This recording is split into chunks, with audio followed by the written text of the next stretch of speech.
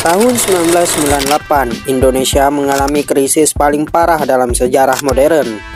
Harga kebutuhan pokok melonjak, ribuan perusahaan bangkrut dan jutaan orang kehilangan pekerjaan. Di tengah gejolak ekonomi, kemarahan rakyat memuncak hingga akhirnya menjatuhkan pemerintahan Orde Baru.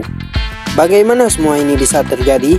Krisis ini bermula bukan dari Indonesia, melainkan dari Thailand. Pada Juli 1997, saat itu mata uang Baht Thailand diserang spekulan karena lemahnya fundamental ekonomi mereka. Dalam waktu singkat, investor asing mulai panik dan menarik dananya dari negara-negara Asia termasuk Indonesia.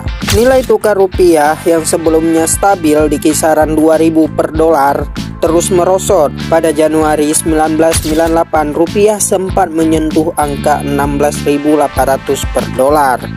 Bayangkan, harga barang impor naik 7-8 kali lipat hanya dalam beberapa bulan. Krisis ini membuat dunia usaha kolaps. Lebih dari 16 bank ditutup karena tidak likuid.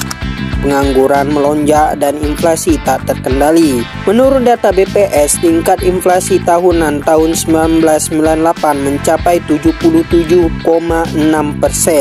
Harga bahan pokok naik gila-gilaan. Misalnya, beras yang sebelumnya 1.000 per liter melonjak hingga 5.000. Rakyat kecil paling terpukul. Banyak keluarga kesulitan makan 3 kali sehari. Pemerintah Indonesia terpaksa meminta bantuan ke International Monetary Fund (IMF). Pada Oktober 1997, Indonesia menandatangani Letter of Intent dengan IMF. Bantuan senilai lebih dari 40 miliar dolar Amerika Serikat dijanjikan dengan syarat reformasi besar-besaran di sektor ekonomi.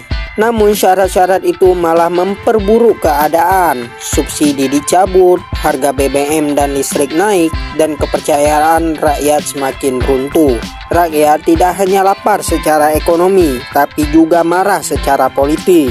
Di tengah kekacauan ekonomi, gejolak politik meledak. Mahasiswa turun ke jalan, menuntut reformasi. Tuntutan mereka sederhana, turunkan Presiden Soeharto. Puncaknya terjadi pada Mei 1998. Tragedi Trisakti menewaskan 4 mahasiswa Universitas Trisakti. Aksi protes berubah jadi kerusuhan. Jakarta terbakar. Etnis Tionghoa jadi korban kekerasan. Penjarahan terjadi di mana-mana. Akhirnya pada 21 Mei 1998, Soeharto mengundurkan diri setelah 32 tahun berkuasa.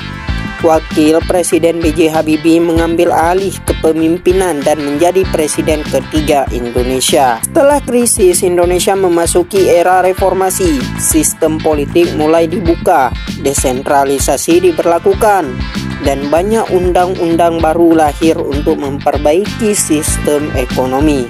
Butuh waktu bertahun-tahun untuk pulih. Baru pada 2004 Indonesia mencatat pertumbuhan ekonomi yang stabil. Nilai rupiah pun mulai menemukan keseimbangannya di kisaran 9.000 sampai dengan 10.000 per dolar. Krisis moneter 1998 bukan sekedar bencana ekonomi. Ia adalah titik balik sejarah Indonesia. Kita belajar bahwa ekonomi yang rapuh bisa meruntuhkan rezim yang kuat. Tapi kita juga belajar dari krisis bisa lahir harapan baru. Sedikit quotes dari saya. Sejarah bukan untuk disesali, tapi untuk dipelajari. Sampai bertemu di lain waktu. Bye-bye.